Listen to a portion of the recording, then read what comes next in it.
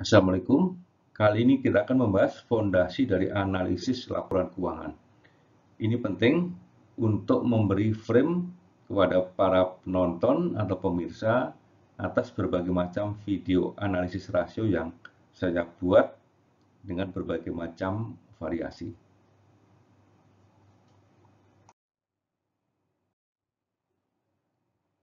Kita review dulu laporan keuangan. Laporan keuangan ini ada 3, jadi neraca, laporan posisi keuangan, laporan laba rugi, dan laporan arus kas. Nah, sejumlah analisis dapat diturunkan dari laporan-laporan keuangan tersebut. Kita review neraca dan laba rugi terlebih dahulu. Neraca menggambarkan posisi keuangan. Posisinya adalah aset, utang, dan ekuitas pada tanggal tertentu, misalnya 31 Desember 2021. Nah, secara umum kita akan melihat tipikal dari neraca adalah aset lancar, aset tidak lancar, utang lancar, utang jangka panjang, dan ekuitas. Inilah pola yang umum ditemui di dalam pengelompokan di neraca sebuah perusahaan. Yang kedua adalah laporan laba rugi. Laporan ini menggambarkan kinerja, yaitu laba, selisih antara pendapatan dan biaya. Berlaku untuk satu periode, maksudnya lah 1 tahun atau 1 bulan ya. Jadi untuk 1 periode, bukan 1 tanggal tertentu. Sekarang kita ke analisis laporan keuangan. 3 laporan keuangan tersebut, neraca, laba rugi, dan arus kas, bisa digunakan untuk analisis laporan keuangan. Jenis analisis pertama adalah analisis common size, vertikal, dan horizontal. Sifat dari analisis ini adalah laporan keuangan disajikan dalam bentuk persen, seluruhnya dalam bentuk persen. Sehingga kita bisa melihat seluruh proporsi dan komposisi dari laporan keuangan tersebut dalam bentuk persen. Nah, format seperti ini cocoknya adalah untuk introduksi sebelum analisis lebih jauh.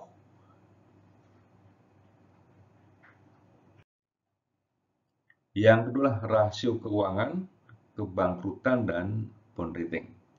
Jadi seputar rasio keuangan. Nah, sifat analisis ini adalah melihat apa yang sudah terjadi.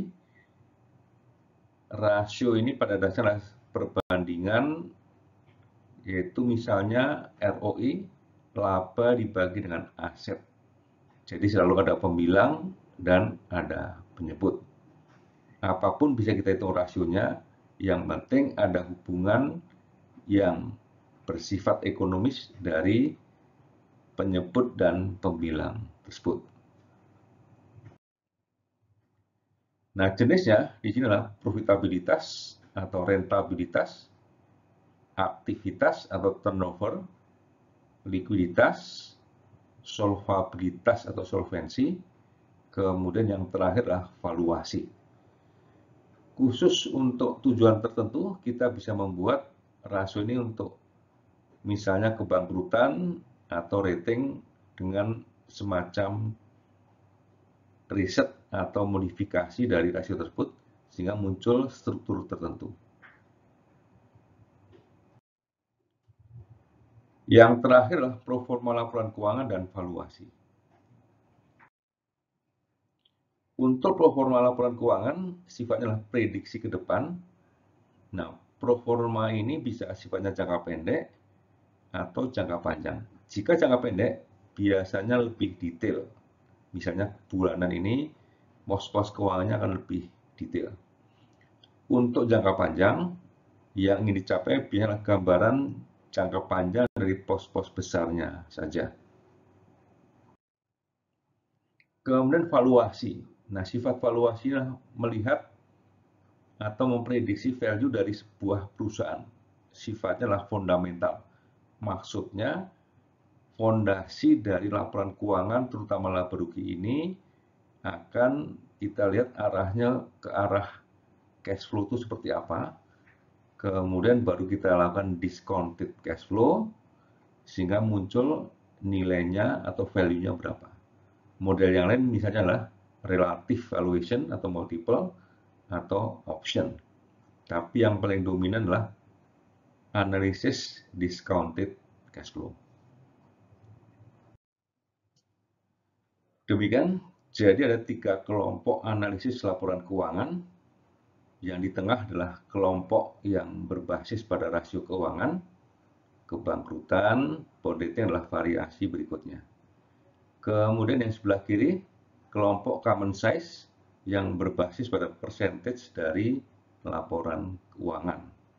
Setelah yang terakhir, pro forma laporan keuangan dan valuasi. Keduanya bicara prediksi ke depan. Nah, setiap topik pada dasarnya akan dibuat video secara terpisah.